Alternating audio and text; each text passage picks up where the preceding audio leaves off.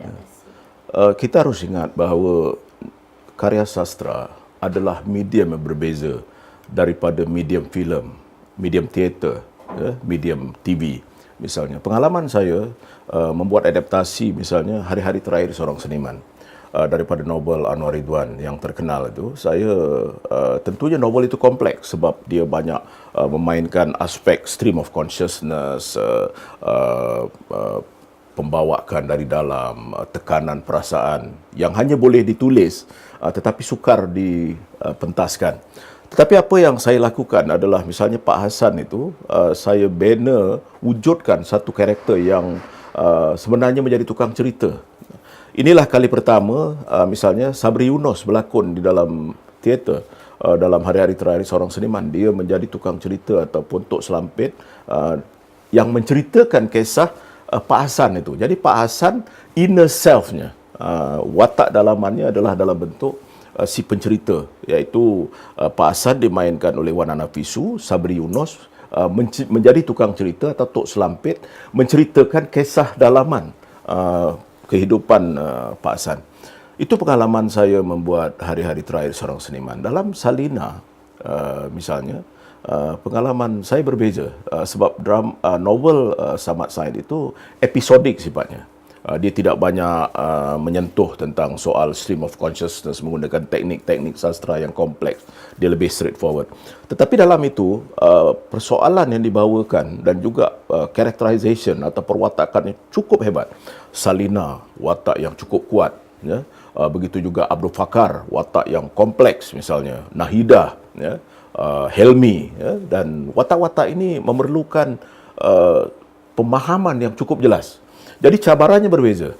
Dan kemudian kalau saya juga telah membuat adaptasi Rumah Kedai di Jalan Seladang daripada cerpen yang ditulis oleh Samad Ismail. Ini cerpen yang sangat luar biasa. Berlatar belakangkan kisah di Singapura dalam tahun 50-an dengan segala macam konflik dan sebagainya. Kisah kehidupan yang gritty, yang menyedihkan, yang menyayat dan sebagainya.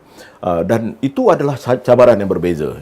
Memberikan suatu nuansa baru kepada keadaan pada ketika itu. Menghidupkan watak-watak Mak Nabi, watak-watak Leman dan sebagainya. Ini adalah cabaran yang berbeza.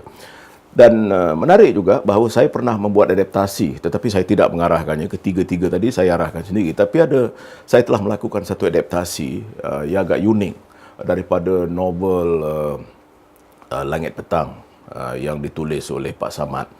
Yang menariknya, saya tidak menggunakan novel itu sahaja sebagai terasnya. Saya tidak membuat adaptasi kepada watak-watak di dalam novel itu, tetapi saya membawa watak-watak itu kepada satu dunia 12 tahun selepas latar belakang novel Langit Petang itu. Jadi cerita itu adalah Langit Petang 12 tahun kemudian. Ini ada memerlukan cabaran baru.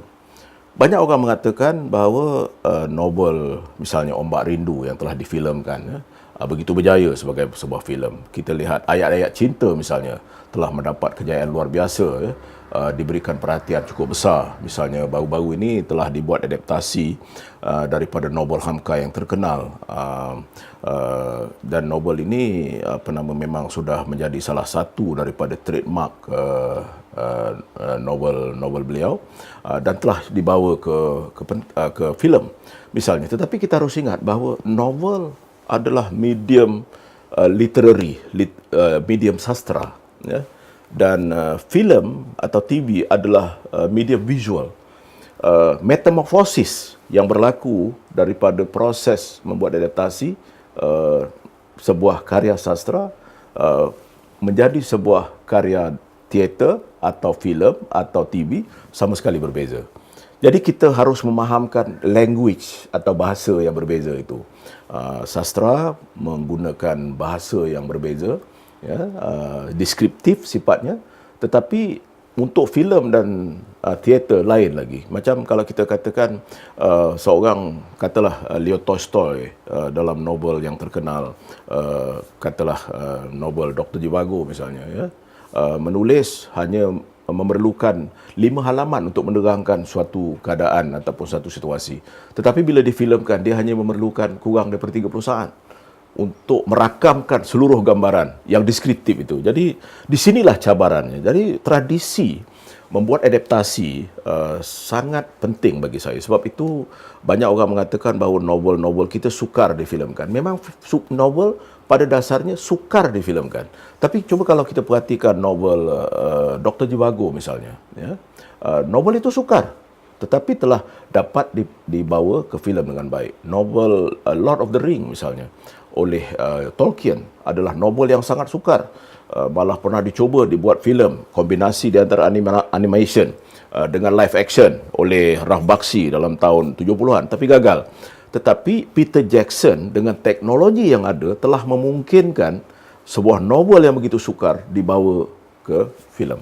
Begitu juga saya teringat sebuah novel yang sangat terkenal yang ditulis oleh John Magus, iaitu The French Lieutenant Woman. Novel ini cukup sukar, sebab dia melihatkan bahawa wanita itu hidup dalam dua zaman. Tetapi telah berjaya dibawa, John Fowles, novel John Fowles itu telah berjaya dibawa dengan begitu berkesan menjadi sebuah filem yang sangat baik. Difilmkan di Limregis di selatan England dengan cukup luar biasa, dilakonkan oleh Meryl Streep. Jadi ini proses adaptasi, ya. Jadi kita harus faham bahawa tradisi adaptasi di negara ini sangat kurang, dan kalaupun banyak yang diadaptasi adalah daripada novel-novel yang popular ataupun orang labelkan sebagai novel picisan, bukan karya-karya besar. Walaupun kita tahu misalnya baru-baru ini hari-hari terakhir seorang seniman telah dibuat adaptasi oleh Sabri Yunus, dan Ranjau Sepanjang Jalan pernah dibuat filem oleh Jamil Sulong. Tetapi bilangan karya-karya yang baik, yang bermutu ini sangat kurang dibawa ke filem ataupun TV.